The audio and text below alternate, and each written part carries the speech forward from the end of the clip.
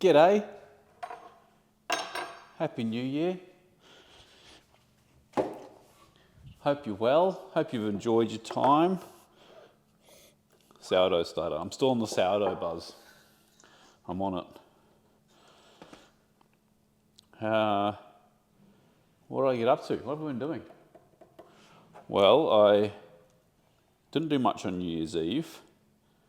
I was asleep by 10 o'clock, which was lovely. Caitlin made it to midnight. Well, she made it to midnight Sydney time, which is like 11 o'clock our time. It's a better effort than I did. Still counts, apparently. And then, what did we do New Year's Day? Not much. I don't know.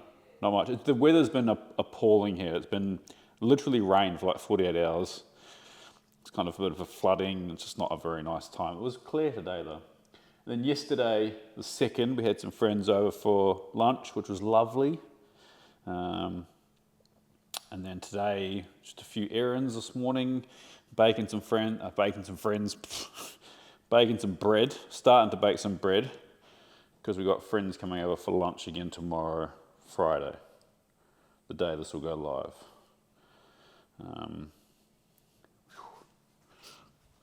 I need 200 grams, I've only got 160. Might be scraping the barrel here. It's all right, I got another backup starter that I can feed. I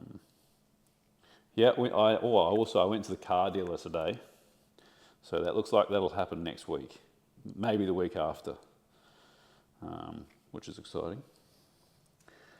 So we'll see what happens, see if anyone's guessed it right. But with all this cooking I've been doing for loved ones, I kind of like said one of those dad jokes the other day, the title of this vlog, and it made me think about it, and it was like, why does that kind of make sense, right? Like, you know, love is an ingredient, and I'm not a romantic. But I was thinking about that, right? Like, what does that mean? Like, love is an ingredient. Oh shit, I need salt. I'll do it after. And for me, there's some fennel in there. That might actually be nice and sourdough.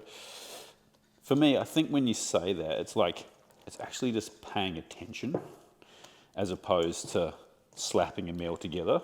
And don't get me wrong, there is nothing wrong with slapping a meal together. The other day for dinner, I gave Caitlin 2 fried eggs, a piece of toast, and some black pudding, because that's all we had, and I didn't feel like cooking. So there's nothing wrong. Don't be ashamed of slapping a meal together every now and then. But sometimes you kind of take the time and you cook with love. And I think that's just like paying attention to what you're doing and all the small details. So stuff that often people look at fine dining restaurants, and I have been pretty critical of quote unquote fine dining restaurants of late online. And I'm not anti fine dining. I'm not anti that, like, you know, top echelon of cooking at all. In fact, I think it's really important that still continues as a thing. But I do get a little bit over the kind of pompousness around it, which seems to have gone a little bit, which is good. But I digress. I think that, you know, what is cooking with love for me? Well, it's like taking the time to take the seeds out of the cucumbers. And some people, I see me doing that online, they're like, oh, why would you take the seeds out? It's like, it's wasteful, or it's this and it's that. It's like, yeah, but, you know, is a soggy cucumber as enjoyable as a nice crisp one? In my opinion, it's not. So it's worth taking time to take the seeds out. Is it wasteful? A little bit, maybe. But, like, I don't think there's like a huge amount of nutritional value that you're throwing in the bin or composting or whatever you're doing with it. I think when you see people take a massive strip loin or a big piece of meat or something and they butcher it and they trim it so perfectly that, for whatever reason, so it looks a certain shape on the plate. I think that's wasteful. So that's the type of stuff I'm not really into. But yeah, I think cooking with love just means taking the time to bake your own sourdough. And it's a luxury, right? Like, it's a luxury to have the time to do that.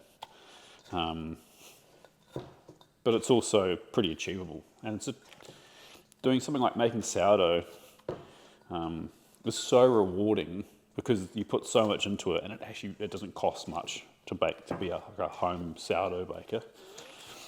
And you get the best bread you've ever had. And you have a whole bunch of fails as well, which is completely fine. I've baked a lot of sourdough in the last week, and I've had some shockers. Now I need to weigh out 20 grams of flour, of salt, with messy hands. Can I do this? 1 second.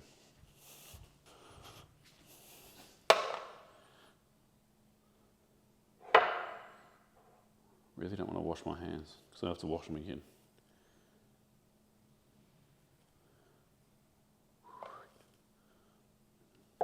$19 grams, I'll accept that. So yeah, that's what that means for me.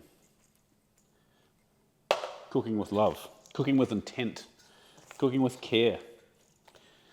You know, little things, all the little things adding up to a really incredible meal.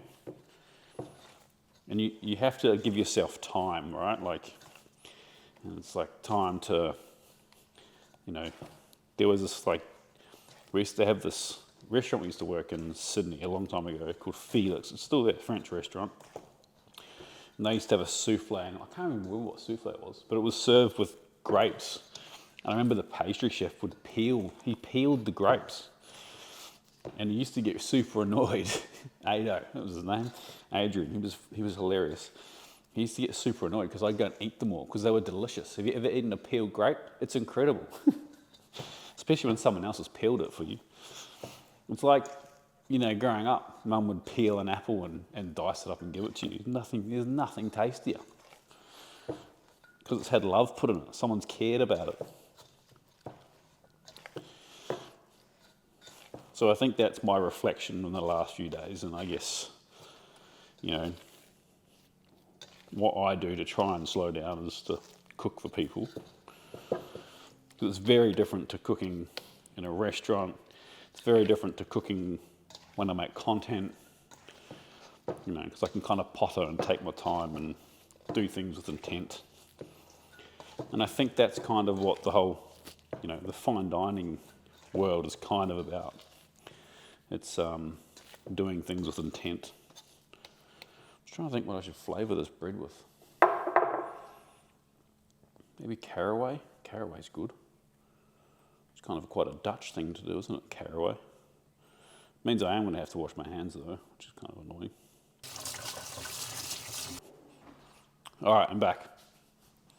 I ended up with fennel pollen. I've never put fennel pollen in sourdough. Ooh, it's pretty. Fennel pollen is pretty strong. I'm hoping that the heat doesn't destroy the flavour. I've got some seeds here. You know, be a bit healthy. So we're back. Everyone's back next week, which is pretty funny. In the gym this morning, the energy levels were so low for everyone. The chat was like at the least I've ever seen it. I think it's that funny time when, like, some people are back at work, some people aren't. Everyone's serotonin levels are low. They've just had Chrissy and, you know, New Year's, and there's been a lot of family time, and then it's like that realization, like, oh, I'm back at work. No good.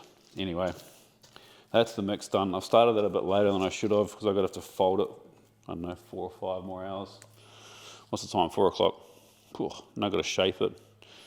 Might be a late one tonight. Anyway, thanks for tuning in. This is my reminder to you that every now and then cook with love, and it's not as cliche and cheesy as you might think. It's just about cooking with intent. Also, don't feel guilty if you just got to feed the kids or feed your loved one and whipping up some bangers and mash. Enjoy your evening, eat something tasty. We'll see you soon.